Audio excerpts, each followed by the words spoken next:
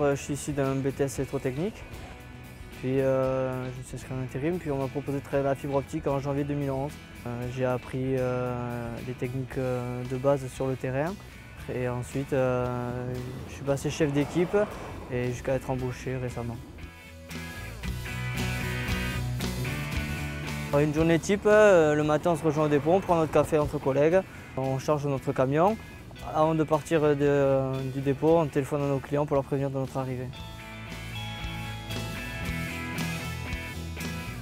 Ce matin on est arrivé, on a été sonné chez le client, lui parler un peu de la fibre, comment ça se passait, comment on allait travailler, qu'est-ce qu'on allait lui fixer chez lui comme boîtier, etc. Et ensuite voir l'endroit où il désirait son installation.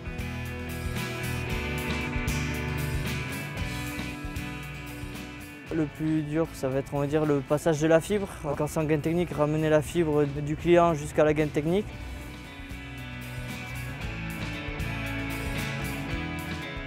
Donc on prend notre fibre, on la dénude. Ensuite on la clive avec la machine qui fournit dans la soudeuse, qui est une cliveuse. On aligne nos fibres. Ensuite la machine soude à l'aide d'un arc électrique. Et ensuite on met une protection sur la soudure qui va nous permettre de protéger déjà la soudure quand on va la mettre à la rangée dans le boîtier. Et comme ça, pour quelqu'un qui va intervenir derrière sur le boîtier, il n'ira pas casser la fibre de notre client.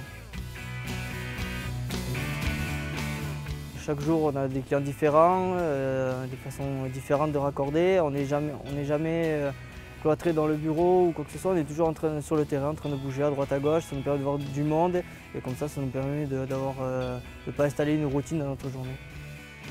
Ça nous arrive de travailler en binôme, oui. On peut aussi travailler tout seul. Ça, c'est pour les plus aguerris, on va dire. Et ensuite, en binôme, c'est toujours on gagne un peu plus de temps pour faire passer la fibre.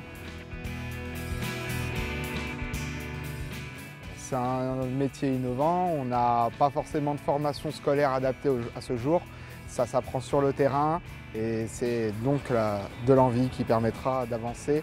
Au jour d'aujourd'hui, on est dans une des filiales d'avenir du métier de télécom. Donc je pense qu'on passe sur un nouveau cap et donc il y a de grandes choses à faire.